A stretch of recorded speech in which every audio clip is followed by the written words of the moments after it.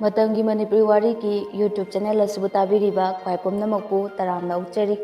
Ngasi mutaminarasi Eraldugi Cheitheng 8 suba tangka.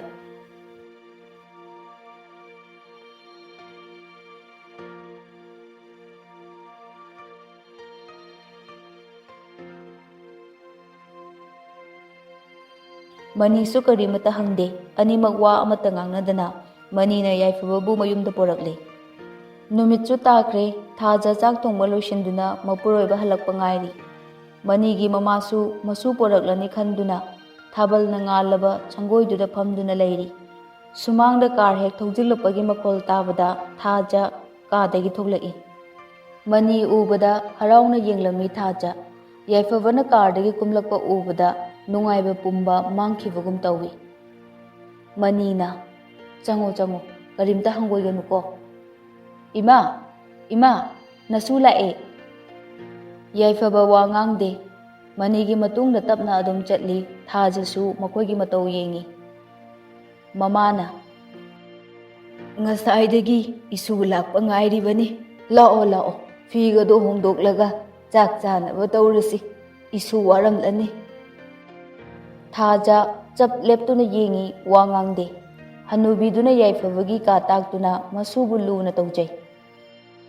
Manina nangna sida leptuna lerise kadore chakado thidoknaba tawro angang sindi ude tungkrabro nangna porakliste kanano ichanupa ahalne yaifaba kaubane imung sida magi hak chawi mangonda kana amatana tathida oina tawba yaro imung sida ai ama ichau chawna leiribane haifam thokpane namana satani malakani khangliba aduna aidi khangdabani nami ki chak hapte aduga aina pokpa icha nattabada icha oina khanbadi ngamoy ngamloi hairagana nayumda chatkro kanana thinge mi gi chak hapte haba natro ai gi chak sarukto mongonda pijako aidi ipuroibe ki chak chanaba thongbani masak khangdaba yumsida thunglaba mipung khudimaki arang khorang koknaba chak thongba natte hai nammai sida khupakchin ayoma nangna ngasi ngangliba mayamse angangsina taraga kari khangani ngasi oikre matungda angangsigi wa ama hek hairaba nangak samdo induna napamda tangadabane ngangnariba mayamdu yaifabadi irujaba changkibana tahodre thaja chak chadana pamungda changkhre manina pumnamakto lotnaba chak thidoktuna yaifababu kaurai mani macha ani dusu hodoklaga punna chak chaminari ngasai yaifabana changlakpada thaja leptuna leirambadu urai adubu chak chaba yaudabadu mitop oiraba lekhanduna karisu haidre mani gi mamana ibungo thajadi ima madi ngasai chak chare hai masa kara nungaitena tumba changkhre yaifaba angang ani se nanau ngaktani nungsina leminau ko yaifaba angang ani do haifet yengi maboki pakhumdi pide chak chaba loina duna phamungda changlakle yaifabadi tumba yadre mamabu ningsingduna adum leire yumduda lainingdabana karamba matamda yumdudagi chatkani khalle amaromda amu yumduda mathanta karamnasu lainingluni tafom khangdana ahing ado nongankhre ahing tumdrabanina ayukta ngayak tumtharubana mana hagolakpada mayam loin hagolamle thaja masa school chatnaba loisinbirami yaifaba ubada isau saubugum tawi mani khabar parami mabokna hujin kaklami mabokna isubu hagotlabro hoyabo se sida phamu abok nangi sa lawthokluge ko haima nahan khaidi sondana thabak amata suba ngamdana leirakpani hojikti na sula abanina yam kallene mi gi saba tawbaga se yam ngamleba nangna sadu pidrabanina imana pigi habani kari kaigi sibo imahungna nakhut sangdabaduda imana pige tawbani angamba thabakti nahan khaisu adum tawidana abo ai cha thakti ye lokthokpirurano Ibungo thaktabana hena phai cha thakpanane hakchang yamna sokhraba jani hainaruba ekhoidine thadokpa ngamdabagi thakpa haiduni nangi na chinse ngakta tumina leba yadrabo heima wa ngangba phau yadrabo yumsida yare to nakosu thabak chatoi natro losin jaruro thajagi yeiraga ngangba wangang khangba ngambagi wangmada nongmadi sodina lelakini khangi yaifabasu adubu yengkiba haibaduni manisu yaifabagi apamba khangi aduna Sunday numit kudingi Sunitagi manakta puduna mama macha thengnahalli yaifaba imungduda thengnariba awa nungai pumnamak mamada tammi amadi thajagi hainadaba mawongsu wakatchai Sunitana migi machabu kayam nungsibini haike adubu penthokpa tamu imana halakri faubadangdi khanguko imana sum chaba kapa tawraga leiradi kamaina yumduda halaktoino changsiluriba khongthangsigi handokfam lambi leitana kangaunagani khalludre thangdokke khalluba mikupta hena awaba amana chingchille nang imabu warubro ima migi mayumduda leibase ai yamna waye Sunita haifamdi khangda masabu su warakchaba ngamda machabu themthaduna maniga amuk halankre awabagi ngamkhai leitrabugum tawraba yaifabagi punsida manina makutta che ama paiduna mana office halakpada harauna halakki manina yaifaba kada dilege nangbo yaifaba kadagi tapna thoglai manigi mamasu thoglai thajasu manida sauribani haiduna office ka chattana kada hipli makhoina ngangnaribadu masu tadi tai mamana kaidoragene nangna irang langidubo ima aikhoi yaifabagi exam do haidukle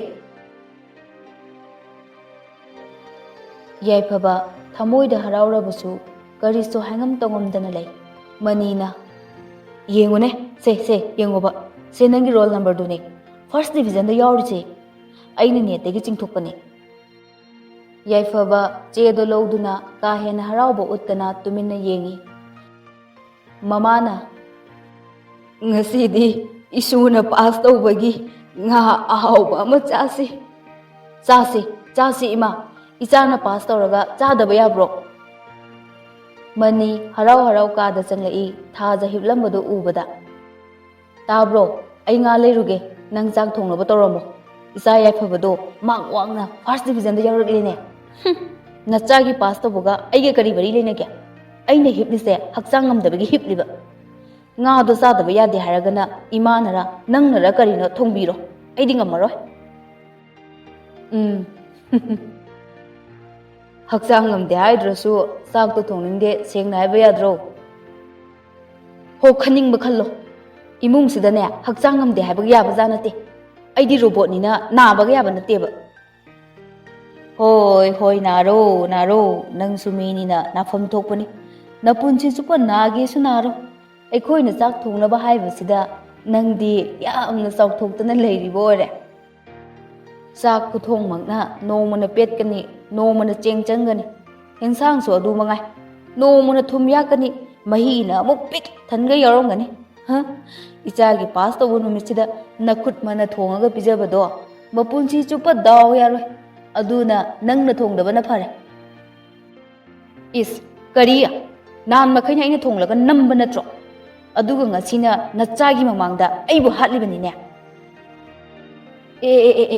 saugunu nasangamde haidaine tapna ingna ngang naba henjenkini ichagi nungairaba numisida nangbo hospital da pukhatpa ai ngamoi ko ngamoi ai ngamoi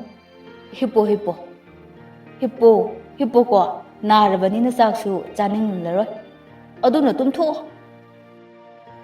mani ngasidi saubagi mahutta thajabu karem naramlaga thokre thajadi sauning bana lore adubu masangamde haikrabanina hawatpadi tawde tumthabasu yadana adumak hiptuna lehauki Mani nga achauba ama leiraga chak thongnaba amadi imunggi thabak taunaba sahi nifu muk surabi nupi amaga loinena halai. Nupi aduna thongduna numitto hauna chak chaminaringai. Mamana ibungo nangna mabu puraklibasibu. Ima thajasu office chatle aisu chatpanina yumsida ima khaktani angangsingsiga thajana chatkhrabanina awatpa pumnamak imana mengkhatpado awaba mayamdo koknabane ima. Mani gi mamadu marau leina ngangliba mani gi wahaido artha khangi yaifabasu khangi karigidamak chak thongnaba mi thamdoino haiba.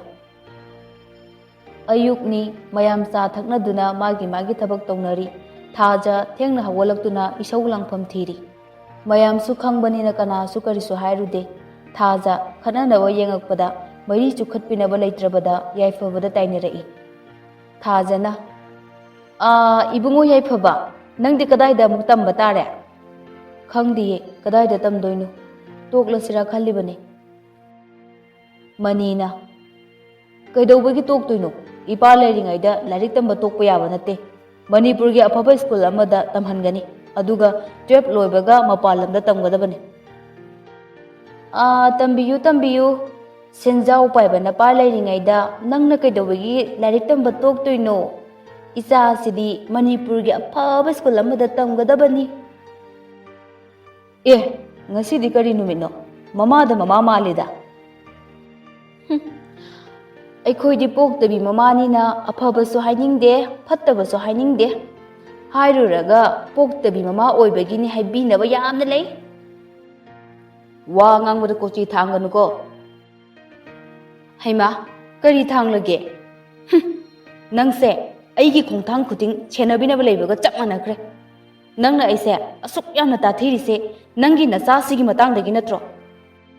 Mani famlambadagi hagolai manakta taramba ligi chai achaubaduna paikhattuna thajigi masada kantharai.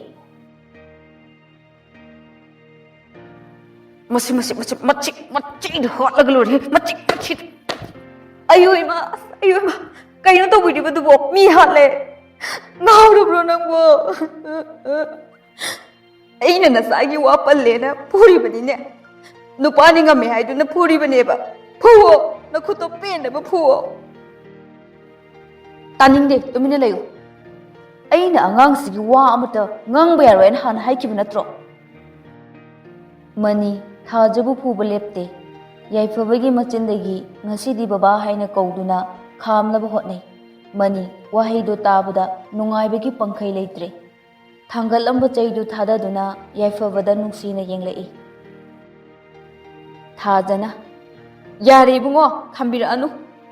Nang lakpadagidi mamitna hangkatna yenglamdaba ingonda mana phuredana sidagidine hatolo namaguli chabidusu machabu yokpa ngamni haidena pukhraga yoktedana aidi micha yokluge hainane lakpa natte. Mani thajagi wahaido tabada thajagi mamaida mafam marang khangdana kupakna thajili. Manina aidi ichagidamak hingani ichagidamak chigani. Nang lowrasu yai khainarasu yai icha kainabudi ngamlo. Aina nang lowba matamda ai icha lei haidro. Nayum panba phangdringai matamdudadi nangi nachasu aigi icha na hana haikidro. Nangsu mamane wakal duk yamna pikpa. Mani gi mamado hana di khatnabada adum khamlambani ngasidi yenglaga adum lei wa amata ngangdi. Makoi anisu amana amabu hunba lepte kanana chumliba kanana laliba angang mina adum chummi haibaduni. Yaifaba fana kuina khamlaba matungda baba ai chatkrage aidi hana su langningdabane karisu leitaba aigidamak khatna chainaba thokle ai kanadasu waraude adubu aigidamak maisa langhanbadi phatte ai chatkrage baba. Ngasai makai tumina leiramba hanubidu hawalaklaga yaifabagi makhutto phai. Thajana imung sidagi aibu chatkro haina tanthokpadadi khambinaba mi leite adubu masana chatlage haibadadi makhutka phaduna khambinaba mi ga leine. Manina kwakpu chekni haiduna yumda kananasu nuksina luna yoktabane Nangdi kwak amomni. Aduna nangna khonglakpa ayakpa khonjeldo maduna phattaba paw pure. Aduna imungse ingna chikna leiba ngamdre. Mamana amu Thaja nangna imau oirabasu ichagumna khalli. Nangi sapraduda wa amata ngangdana leirambani. Adubu isuga nangadi sangdamnaba langani. Ichana nangbu pambagi laubani. Aduga isuna ichagi lanni. Kaidongnungda sangdamnage khangano. Oh, aise kwa.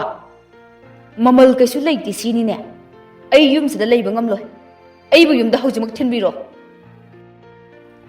Kari lambi phatkidraba lamduda nangbu thinnaba petrol leiti. Nasana yaduna lakhiba natro. Nasana thokpa ma tawraga chatko. Thaja chatkini hairamlaga fet fet tawramlaga changki. Yaifabasu mabok amadi mapana themduna yumduda thamle. Numit nini humni Thaja kadagi tholakte. Kari tawribano manisu yengsinde. Sak thongnaba thamliba nupiduna kaada chak pusilaktuna Thajagi thambi. Yumdugi mi pumnamak mathau tawnakraba kanda hawgalaktuna chak chai. Manina yaifaba puduna class 11 da admission tawrure. Yaifabana boarding da leige haiduna ma boarding da laikre. Yaifabana boarding da laikraba matung Thajagi maithongda momon nokpa horai. Harau harau mapuroibigi seba tawba horai. Manina nangse nabukti patsana phatte. Icha lekhibagine penthokpa haibaduni. Haima nangsu khallune. Aina nupa atopada yum palubagi ichado yumsida poroktuna thamlabadi nang kari khangani. Adusu nange ayaba yaudana. Oh, nangna nahan kai isau langlibadudi nange ayaba yaudana yaifaba porokpagira. Ho nang ay longna lainarise apa phata awa nungai tananabani. Nangsu nangi apambada adum chatkro. Aisu aigi apambada adum chatkrage nang nungai kadro. Apambada chatnaba natte. Nangna yaifababu nacha oina khanba ngamde. Karigumba nangna Sunita oiramnadi nangi nachado Sunita na machagumna khanba ngamgani. Ngasi Sunita na pibam thina sokribase. Nang laurubadagini. Aigisu iral chauna leibani. Mapunsi manganbada nattana machabuju setna khaina haledana. Thaja manigi condition bu su khangi adubu yaifababu mana machet ama phawbu nusiramde. Yaifaba yari makai mayumda tholakte mayam pumba suti chatnakhrabasu madi chattanaba hotnai. Tangai fadana laktaba yadaba kanda lakpa nattana madusu ma mathanta lakpa natte. Manida mana nongmata pau pide manisu mana pau pirak loi khangbana makhoi ojaga toina pau phone. Suti hek thai haibaga mani yaifababu lauba chatli. Nong nini gi lakpanina Thaja yaifababu nusidrabasu penthoklaga khatna chainabadi tawdre. Nongma yaifaba numit 35 suti thai summer vacation haibra kaino mani chattuna mabu laurure. Thajadi yaifaba chatkiba ngaibada awaba ma oiri. Manigi mama noma nomagi somjalai masa solakpaduda mana sikhraga masu yaifabana kamdauba khallubada yamna wajai. Noma machanupa mani koksinduna asumna hairami. Ibungo angang siga nanga punsi chuppa leiminagani haiba yagani thajade. Thajagi machanasu yaifababu mayambani khanba ngamloi. Maramdi Thajagi masada yaifababu machani khandabanina. Aisu khangi ima. Aduna yaifabase 12 loibaga mapalamda thadokhrage khalli. Mana sida lairabadi mama amadi Thajagi matauda masagi mahida pukning changba ngamlaroi. Matik chaba mi ama oijarabadi mama sumasu nungaijaranidana. Nangsu Thajasu thabak tawi. Angang anisidi matam yamna lairi. Aikhoigi mi lairiba lamse yaifabagi mingda panbirasi. Aduka thagi phanglakpa selduna mana hotnaningba pamjaba lambida sijanarasanu. Aisu khallibane ima. ꯑꯉꯥꯡꯁꯦ ꯊꯤꯟꯕ ꯆꯠꯄꯗ ꯆꯦ ꯆꯥꯡꯁꯨ ꯂꯣꯏꯕ ꯌꯥꯕ ꯂꯣꯏꯁꯤꯟꯅꯕ ꯇꯧꯔꯛꯑꯒꯦ, ꯃꯥꯒꯤ ꯁꯥꯏꯟ ꯑꯃ ꯂꯧꯔꯒ꯫ ꯑꯁꯨꯝꯅ ꯃꯃꯥ ꯃꯆꯥ ꯌꯥꯅꯗꯨꯅ ꯂꯝ ꯑꯗꯨꯕꯨ ꯌꯥꯏꯐꯕꯒꯤ ꯃꯤꯡꯗ ꯄꯥꯜꯂꯦ꯫ ꯋꯥꯐꯝꯗꯨ ꯊꯥꯖ ꯇꯥꯔꯕꯗꯤ ꯂꯟꯖꯥꯎ ꯊꯣꯛꯂꯅꯤ ꯈꯟꯗꯨꯅ ꯊꯥꯖꯗ ꯈꯪꯍꯟꯗ꯭ꯔꯦ꯫ ꯍꯥꯟꯅꯗꯤ ꯂꯝꯗꯨꯗ ꯁꯥꯟꯗꯣꯛꯂꯤꯕ ꯀꯥꯁꯤꯡꯗꯨꯒꯤ ꯕꯔꯥ ꯊꯥꯖꯅ ꯊꯥꯒꯤ ꯁꯦꯜ ꯈꯣꯝꯒꯠꯄ ꯆꯠꯄꯅꯤ꯫ ꯅꯨꯃꯤꯠꯇꯨꯁꯨ ꯃꯍꯧꯁꯥꯒꯨꯝ ꯊꯥꯖ ꯁꯦꯜ ꯂꯧꯕ ꯆꯠꯂꯤ꯫ ꯑꯗꯨꯕꯨ ꯃꯅꯤꯅ ꯑꯌꯨꯛꯇ ꯂꯥꯛꯇꯨꯅ ꯁꯦꯜꯗꯨ ꯄꯨꯈ꯭ꯔꯦ ꯍꯥꯏꯔꯛꯄꯗꯒꯤ ꯊꯥꯖ ꯃꯌꯨꯝꯗ ꯍꯜꯂꯛꯈꯤ꯫ ꯊꯥꯖ ꯁꯦꯜꯁꯤꯡꯗꯨ ꯀꯗꯥꯏꯗ ꯁꯤꯖꯤꯟꯅꯈ꯭ꯔꯕꯅꯣ ꯈꯟꯗꯨꯅ ꯃꯅꯤ ꯍꯜꯂꯛꯄ ꯉꯥꯏꯔꯤ꯫ ꯃꯅꯤ ꯉꯁꯤꯁꯨ ꯊꯦꯡꯅ ꯍꯜꯂꯛꯏ꯫ ꯊꯥꯖꯗꯤ ꯃꯅꯤꯅ ꯊꯦꯡꯅ ꯍꯜꯂꯛꯄ ꯈꯨꯗꯤꯡ ꯁꯨꯅꯤꯇꯥ ꯑꯃꯗꯤ ꯌꯥꯏꯐꯕꯒꯤ ꯃꯅꯥꯛꯇ ꯆꯠꯂꯨꯔꯦ ꯑꯗꯨꯃꯛ ꯈꯜꯂꯤ꯫ ꯊꯥꯖꯅ "ꯀꯩꯅꯣ ꯇꯧꯕꯤꯔꯤꯕꯁꯤꯕꯣ? ꯁꯟꯗꯦꯁꯨ ꯂꯦꯞꯇꯅ ꯊꯕꯛꯀ ꯁꯨꯕꯤꯔꯕ꯭ꯔꯣ? ꯉꯔꯥꯡ ꯑꯩꯅ ꯌꯥꯏꯐꯕꯒꯤ ꯑꯦꯀꯥꯎꯟ ꯑꯃ ꯕꯦꯡꯛꯇ ꯍꯥꯡꯕꯤꯕꯅꯦ, ꯃꯗꯨꯒꯤ ꯍꯥꯏꯅꯔꯨꯒꯦꯅ ꯆꯠꯂꯨꯕꯅꯤꯗ꯫ ꯑꯦ, ꯑꯦꯀꯥꯎꯟꯒ ꯍꯥꯡꯕꯤꯔꯤꯕ?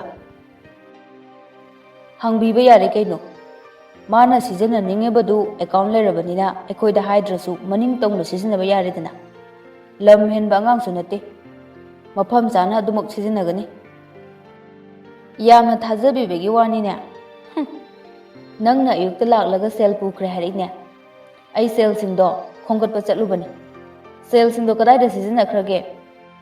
ꯉꯔꯥꯡ ꯑꯩꯒꯤ ꯑꯦꯀꯥꯎꯟꯇ ꯈꯔ ꯂꯩꯔꯝꯕꯗꯣ ꯌꯥꯏꯐꯕꯒꯤ ꯑꯦꯀꯥꯎꯟꯇ ꯇ꯭ꯔꯥꯟꯁꯐꯔ ꯇꯧꯈ꯭ꯔꯦ꯫ ꯑꯗꯨꯅ ꯑꯩꯅ ꯆꯠꯂꯤꯉꯩꯁꯤꯗ ꯃꯥꯒꯤ ꯐꯤ ꯑꯃꯗꯤ ꯁꯦꯠꯅ ꯆꯥꯅꯕ ꯑꯣꯏꯅꯕ ꯍꯥꯏꯗꯨꯅ ꯄꯤꯔꯝꯃꯦ꯫ ꯑꯗꯨꯒꯅꯦ, ꯃꯇꯨꯡꯗꯗꯤ ꯃꯗꯨꯗꯒꯤ ꯁꯦꯜ ꯂꯥꯛꯄꯗꯣ ꯃꯥꯒꯤ ꯑꯦꯀꯥꯎꯟꯇ ꯊꯥꯒꯤ ꯍꯥꯞꯄꯤꯔꯒꯦ ꯈꯜꯂꯦ꯫ ꯅꯪꯁꯨ ꯂꯧꯕ ꯆꯠꯂꯨꯔꯅꯨ, ꯑꯩ ꯑꯗꯨꯝ ꯆꯠꯂꯒꯦ꯫ ꯄꯤꯔꯤꯈꯩ ꯄꯦꯟꯕ ナꯏꯗꯕꯅꯤꯅꯦ꯫ ꯅꯁꯥꯒꯤ ꯑꯦꯀꯥꯎꯟꯇ ꯂꯩꯔꯤꯕ ꯄꯨꯝꯕ ꯄꯤꯊꯣꯛꯈ꯭ꯔꯕ ꯐꯥꯎꯕ ꯑꯃꯨꯛ ꯄꯤꯔꯤꯕꯅꯦꯕ꯫ ꯅꯆꯥꯁꯤꯡꯁꯤꯗ ꯃꯥꯟꯅꯕ ꯃꯤꯠꯌꯦꯡ ꯌꯦꯡꯗꯦꯅꯦ꯫ ꯑꯉꯥꯡ ꯑꯅꯤꯁꯤꯗꯤ ꯅꯆꯥ ꯅꯠꯇ꯭ꯔꯣ?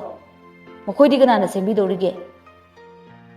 ꯃꯈꯣꯏꯗꯤ ꯑꯉꯥꯡ ꯌꯥꯝꯅ ꯑꯣꯏꯔꯤ, ꯃꯇꯝ ꯌꯥꯝꯅ ꯂꯩꯔꯤ꯫ ꯑꯗꯨꯒ ꯑꯩꯒꯤ ꯑꯦꯀꯥꯎꯟꯇꯒꯤ ꯇ꯭ꯔꯥꯟꯁꯐꯔ ꯇꯧꯈꯤꯕꯗꯣ ꯑꯌꯥꯝꯕ ꯅꯠꯇꯦ, ꯏꯃꯥ ꯂꯥꯏꯌꯦꯡꯕꯗ ꯍꯤꯗꯥꯛ ꯂꯩꯕꯗ ꯂꯣꯏꯈ꯭ꯔꯕꯅꯤ꯫ ꯃꯤꯒꯤ ꯑꯦꯀꯥꯎꯟꯇ ꯇ꯭ꯔꯥꯟꯁꯐꯔ ꯇꯧꯈꯤꯕꯕꯨ ꯂꯨꯄꯥꯀꯌꯥ ꯑꯣꯏꯅꯤꯒꯦ? 5,000 ꯃꯉꯥꯏ꯫ ꯑꯉꯥꯡ ꯃꯥꯅ 5,000-10,000ꯗꯣ ꯀꯗꯥꯏꯗ ꯁꯤꯖꯤꯟꯅꯗꯧꯔꯤꯒꯦ? ꯃꯐꯤ ꯃꯔꯣꯜ ꯂꯩꯅꯕ ꯍꯥꯏꯗꯅ ꯇꯣꯉꯥꯟꯅ ꯑꯃꯨꯛ ꯄꯤꯔꯤꯕ ꯅꯠꯇ꯭ꯔꯣ? ꯅꯪ ꯃꯉꯥꯏꯔꯤꯅꯦ ꯅꯆꯥ ꯅꯨꯡꯁꯤꯕ ꯈꯪꯂꯤꯁꯦ꯫ ꯌꯥꯔꯦ, ꯃꯈꯥ ꯇꯥꯔꯛꯑꯅꯨ꯫ ꯅꯨꯃꯤꯠꯇꯨ ꯃꯈꯣꯏ ꯑꯅꯤ ꯁꯥꯎꯒꯠꯅꯗꯨꯅ ꯇꯨꯝꯈ꯭ꯔꯦ꯫ ꯃꯅꯤꯗꯤ ꯆꯠꯂꯨꯕꯒꯤ ꯋꯥꯕꯒ ꯏꯁꯤꯁꯤꯅ ꯇꯨꯝꯈ꯭ꯔꯦ꯫ ꯃꯅꯤꯒꯤ ꯃꯃꯥꯗꯨ ꯑꯍꯤꯡꯗ ꯃꯁꯥ ꯀꯟꯅ ꯉꯝꯂꯛꯇꯦ꯫ ꯐꯅ ꯀꯨꯏꯅ ꯈꯥꯡꯂꯝꯕꯅꯤ ꯉꯝꯂꯛꯇꯗꯨꯅ ꯅꯥꯍꯦꯔꯛꯏ꯫ ꯅꯥꯍꯦꯕꯒꯤ ꯈꯣꯟꯖꯦꯜꯗꯨ ꯊꯥꯖꯗꯤ ꯇꯥꯏ, ꯑꯗꯨꯕꯨ ꯁꯤꯔꯁꯅꯨ ꯍꯥꯏꯕꯒꯤ ꯋꯥꯈꯜꯗ ꯍꯧꯒꯠꯇꯦ꯫ ꯃꯅꯤꯕꯨꯁꯨ ꯍꯧꯗꯣꯛꯇꯦ꯫ ꯑꯅꯥꯕ ꯈꯥꯡꯕ ꯉꯝꯂꯛꯇꯗꯨꯅ ꯃꯅꯤꯕꯨ ꯑꯃꯨꯛ ꯑꯅꯤꯔꯛ ꯀꯧꯔꯛꯏ꯫ ꯊꯥꯖꯒꯤ ꯋꯥꯈꯜꯗ ꯈꯜꯂꯤ, ꯃꯁꯨ ꯌꯥꯏꯐꯕꯗꯨ ꯂꯩꯔꯤꯉꯩ ꯃꯇꯝꯗꯗꯤ ꯌꯥꯝꯅ ꯀꯟꯈꯤꯕꯅꯤ, ꯍꯧꯖꯤꯛꯇꯤ ꯁꯣꯜꯂ ꯃꯥꯜꯂꯦ꯫ ꯁꯤꯒꯦ ꯁꯤꯖꯁꯅꯨ, ꯀꯌꯥꯝ ꯀꯨꯏꯅꯕꯨ ꯍꯤꯡꯅꯤꯡꯂꯤꯅꯣ ꯈꯪꯗꯦ꯫ ꯃꯅꯤꯒꯤ ꯃꯃꯥꯗꯣ ꯑꯃꯨꯛ ꯑꯅꯤꯔꯛ ꯃꯅꯤꯕꯨ ꯀꯧꯔꯝꯂꯒ ꯇꯨꯃꯤꯟꯅ ꯂꯩꯈ꯭ꯔꯦ꯫ ꯎꯆꯦꯛꯀꯤ ꯏꯪꯂꯕ ꯈꯣꯟꯖꯦꯜ ꯃꯔꯛꯇ ꯃꯤꯀꯞ ꯃꯤꯔꯥꯎꯈꯣꯜ ꯇꯥꯎ ꯇꯝꯈ꯭ꯔ ꯃꯥꯜꯂꯦ꯫ ꯃꯅꯤ ꯃꯃꯥꯏ ꯃꯃꯤꯠ ꯇꯥꯊꯣꯛꯇꯨꯅ ꯐꯝꯂꯤ꯫ ꯍꯥꯟꯅꯗꯤ ꯃꯃꯥꯗꯣ ꯑꯌꯨꯛ ꯅꯣꯡꯃꯇ ꯊꯦꯡꯅ ꯍꯧꯒꯠꯇꯕꯅꯤ꯫ ꯉꯁꯤꯗꯤ ꯐꯅ ꯊꯦꯡꯂꯐꯥꯎ ꯍꯧꯒꯠꯇꯦ ꯈꯟꯗꯨꯅ ꯂꯩ꯫ ꯃꯅꯤꯅ "ꯇꯥꯔꯤꯕ꯭ꯔꯥ? ꯏꯃꯥꯗꯣ ꯍꯧꯒꯠꯂꯣ ꯍꯥꯏꯌꯨꯅꯦ꯫ ꯅꯣꯡꯃꯇ ꯊꯦꯡꯅ ꯍꯧꯒꯠꯇꯕ ꯏꯃꯥꯅ ꯅꯨꯃꯤꯠꯅ ꯌꯩꯔꯗꯤ ꯃꯁꯥꯗꯣ ꯅꯨꯡꯉꯥꯏꯔꯔꯣꯏ, ꯑꯃꯨꯛꯇ ꯍꯧꯗꯣꯛꯂꯝꯃꯣ꯫ ꯑꯩꯗꯤ ꯁꯪꯗ꯭ꯔꯦ, ꯑꯃꯨꯛꯇ ꯈꯔ ꯍꯧꯗꯣꯛꯄꯤꯌꯣ꯫ ꯊꯥꯖ ꯃꯅꯤꯅ ꯃꯃꯥ ꯍꯧꯗꯣꯛꯎ ꯍꯥꯏꯔꯛꯄꯗ ꯅꯨꯃꯤꯗꯥꯡꯗ ꯃꯃꯥꯅ ꯃꯈꯣꯏꯕꯨ ꯀꯧꯔꯛꯄꯗꯣ ꯅꯤꯡꯁꯤꯡꯂꯛꯏ꯫ ꯑꯗꯨꯕꯨ ꯋꯥꯐꯝꯗꯣ ꯃꯄꯨꯔꯣꯏꯕꯗ ꯇꯝꯂꯨꯔꯕꯗꯤ ꯃꯥ ꯌꯨꯝꯗꯨꯗ ꯂꯩꯕ ꯌꯥꯔꯔꯣꯏ ꯈꯟꯗꯨꯅ ꯇꯨꯃꯤꯟꯅ ꯂꯩꯔꯦ꯫ ꯃꯅꯤ ꯃꯃꯥꯕꯨ ꯀꯧꯗꯨꯅ ꯀꯥꯗ ꯆꯪꯂꯛꯏ꯫ ꯃꯃꯥꯗꯨ ꯈꯨꯝꯂꯛꯇꯦ꯫ ꯀꯥꯒꯤ ꯊꯣꯡꯅꯥꯎ ꯍꯥꯡꯗꯣꯛꯑꯒ ꯑꯗꯨꯒ ꯑꯃꯨꯛ ꯀꯧꯏ꯫ ꯃꯃꯥꯗꯨꯁꯨ ꯈꯨꯝꯂꯛꯇ꯭ꯔꯕꯗ ꯁꯤꯗꯤ ꯃꯑꯣꯡ ꯑꯃꯅꯤ ꯈꯟꯗꯨꯅ ꯀꯥꯡꯈꯟ ꯍꯥꯏꯗꯣꯛꯂꯒ ꯃꯃꯥꯒꯤ ꯃꯁꯥ ꯅꯤꯛꯇꯨꯅ ꯀꯧꯏ꯫ ꯃꯃꯥꯗꯣ ꯃꯃꯤꯠ ꯄꯥꯡꯂꯛꯇ꯭ꯔꯦ꯫ ꯃꯅꯤ ꯄꯥꯈꯠꯇꯨꯅ ꯃꯈꯨꯠꯀꯤ ꯃꯤಹುꯜ ꯌꯦꯡꯏ꯫ ꯃꯃꯥꯒꯤ ꯃꯁꯥꯗꯣ ꯏꯪꯊꯔꯝꯂꯦ꯫ ꯃꯅꯤꯅ "ꯇꯥꯔꯤꯕ꯭ꯔꯥ? ꯇꯥꯔꯤꯕ꯭ꯔꯣ ꯅꯪꯕꯣ? ꯏꯃꯥꯁꯦ ꯀꯩꯅꯣꯝꯃ ꯇꯧꯔꯦꯅꯦ." ꯊꯥꯖ ꯆꯦꯟꯁꯤꯜꯂꯛꯏ꯫ ꯃꯅꯤꯗꯤ ꯑꯉꯥꯎꯕꯒꯨꯝ ꯃꯃꯥꯒꯤ ꯃꯁꯥꯗꯣ ꯄꯥꯏꯗꯨꯅ ꯅꯣꯝꯕ ꯂꯦꯞꯇꯦ, ꯃꯃꯤꯠ ꯄꯥꯡꯕ ꯌꯥꯗ꯭ꯔꯕ ꯃꯃꯥꯕꯨ ꯍꯤꯡꯒꯠꯂꯛꯈꯣ ꯍꯥꯏꯕꯒꯤ ꯃꯇꯥꯒꯨꯝ꯫ ꯏꯃꯨꯡꯗꯨꯒꯤ ꯃꯤꯀꯞ ꯃꯤꯔꯥꯎꯈꯣꯜꯅ ꯂꯩꯀꯥꯏ ꯃꯌꯥꯝꯗ ꯕꯥꯔꯇꯣꯟ ꯇꯧꯕꯒꯨꯝ ꯊꯣꯛꯈ꯭ꯔꯦ꯫ ꯌꯨꯝꯗꯨꯗ ꯃꯌꯥꯝ ꯇꯤꯜꯂꯔꯦ, ꯃꯅꯤ ꯒ꯭ꯌꯥꯟ ꯂꯥꯛꯄꯒꯨꯝ ꯇꯧꯏ꯫ ꯌꯥꯏꯐꯕ ꯀꯧꯔꯨꯅꯕ ꯑꯉꯥꯡ ꯈꯔ ꯊꯥꯈꯤ꯫ ꯌꯥꯏꯐꯕ ꯂꯥꯛꯇ꯭ꯔꯤꯐꯥꯎ ꯃꯃꯥ ꯄꯣꯠꯂꯣꯏꯈꯤꯔꯣꯏ ꯍꯥꯏꯗꯨꯅ ꯌꯥꯏꯐꯕ ꯂꯥꯛꯄ ꯉꯥꯏꯈꯤ꯫ ꯌꯥꯏꯐꯕꯁꯨ ꯄꯥꯎꯗꯨ ꯇꯥꯕꯒ ꯄꯥꯎ ꯑꯗꯨꯕꯨ ꯄꯨꯗꯨꯅ ꯂꯥꯛꯈꯤꯕ ꯃꯈꯣꯏꯒ ꯂꯣꯏꯅꯅ ꯂꯥꯛꯈꯤ꯫ ꯌꯨꯝꯗꯨꯗ ꯌꯥꯏꯐꯕꯒꯤ ꯄꯣꯊꯥꯐꯝ, ꯑꯋꯥꯕ ꯄꯨꯝꯕꯒꯤ ꯇꯥꯅꯐꯝ ꯑꯣꯏꯔꯤꯕ ꯃꯕꯣꯛꯅ ꯇꯥꯏꯕꯪꯄꯥꯜ ꯑꯁꯤ ꯊꯥꯗꯣꯛꯇꯨꯅ ꯆꯠꯈ꯭ꯔꯕꯗ ꯀꯔꯝꯅ ꯌꯨꯝꯁꯤꯗ ꯃꯈꯥ ꯇꯥꯅ ꯂꯩꯕ ꯉꯝꯂꯨꯅꯤ? ꯊꯥꯖꯁꯨ ꯌꯥꯏꯐꯕ ꯎꯕ ꯃꯤꯀꯨꯞꯇ ꯈꯟꯈꯤ, ꯍꯧꯖꯤꯛꯇꯤ ꯑꯩꯒꯤ ꯈꯨꯠꯇ ꯂꯣꯏꯅ ꯇꯥꯔꯅꯤ꯫ ꯀꯅꯥꯅ ꯅꯪꯒꯤꯅꯦ ꯍꯥꯏꯅ ꯂꯦꯞꯄꯤꯒꯦ? ꯌꯦꯡꯕ ꯇꯥꯔꯦ ꯍꯥꯏꯗꯅ꯫ ꯑꯁꯨꯝꯅ ꯃꯇꯝꯗꯤ ꯀꯅꯥꯅꯁꯨ ꯊꯤꯡꯕ ꯌꯥꯗꯕꯒꯨꯝ ꯆꯠꯈꯤꯕꯅ ꯌꯥꯏꯐꯕ 12 ꯑꯦꯛꯖꯥꯝ ꯊꯥꯈ꯭ꯔꯦ꯫ ꯔꯤꯖꯜ ꯉꯥꯏꯕ ꯑꯣꯏꯅ ꯃꯅꯤꯅ ꯂꯧꯔꯨꯗꯨꯅ ꯃꯌꯨꯝꯗ ꯊꯝꯂꯦ꯫ ꯍꯟꯗꯛꯇꯤ ꯊꯥꯖ ꯍꯥꯟꯅꯒ ꯃꯥꯟꯅꯗ꯭ꯔꯦ꯫ ꯃꯅꯤꯒꯤ ꯃꯃꯥꯡꯗꯅ ꯌꯥꯏꯐꯕꯕꯨ ꯂꯨꯅ ꯇꯧꯏ, ꯑꯗꯨꯒ ꯃꯅꯤ ꯂꯩꯇ꯭ꯔꯒꯅ ꯇꯥꯕꯗ ꯋꯥꯔꯕ ꯋꯥꯉꯥꯡ ꯀꯌꯥ ꯉꯥꯡꯏ꯫ ꯌꯥꯏꯐꯕ ꯆꯠꯈ꯭ꯔꯁꯤꯔꯥ ꯑꯃꯨꯛꯁꯨ ꯈꯜꯂꯤ, ꯑꯗꯨꯕꯨ ꯃꯄꯥꯅ ꯃꯥꯒꯤꯗꯃꯛ ꯍꯣꯠꯅꯔꯤꯕ, ꯃꯥꯒꯤ ꯃꯤꯅꯨꯡꯁꯤꯇꯕꯨ ꯉꯥꯏꯔꯤꯕ ꯃꯑꯣꯡꯗꯨ ꯎꯔꯒ ꯌꯨꯝꯗꯣ ꯊꯥꯗꯣꯛꯇꯨꯅ ꯆꯠꯄꯁꯨ ꯉꯝꯗꯦ꯫ ꯍꯥꯏꯅꯩ, ꯃꯆꯥꯒꯤ ꯑꯋꯥꯕꯗꯤ ꯃꯃꯥꯇꯅ ꯈꯪꯏ ꯍꯥꯏꯅ꯫ ꯌꯥꯏꯐꯕꯒꯤ ꯑꯋꯥꯕꯁꯨ ꯁꯨꯅꯤꯇꯥꯅ ꯈꯪꯏ꯫ ꯌꯥꯏꯐꯕꯒꯤ ꯄꯣꯊꯥꯐꯝꯁꯨ ꯁꯨꯅꯤꯇꯥꯗ ꯋꯥꯔꯤ ꯄꯨꯝꯕ ꯂꯤꯊꯣꯛꯆꯔꯒ ꯑꯣꯏꯈꯤ꯫ ꯅꯣꯡꯃ ꯌꯥꯏꯐꯕ ꯃꯃꯥꯒꯤ ꯃꯅꯥꯛꯇ ꯂꯥꯛꯇꯨꯅ ꯑꯋꯥ ꯅꯨꯡꯉꯥꯏꯒꯤ ꯋꯥꯔꯤ ꯁꯥꯅꯩ꯫ ꯃꯇꯥꯡ ꯑꯁꯤꯗ ꯋꯥꯔꯤ ꯑꯁꯤꯕꯨ ꯂꯣꯏꯁꯤꯟꯖꯔꯤ꯫ ꯃꯈꯥ ꯇꯥꯕ ꯁꯔꯨꯛ ꯍꯌꯦꯡ ꯑꯃꯨꯛ ꯇꯥꯃꯤꯟꯅꯔꯁꯤ꯫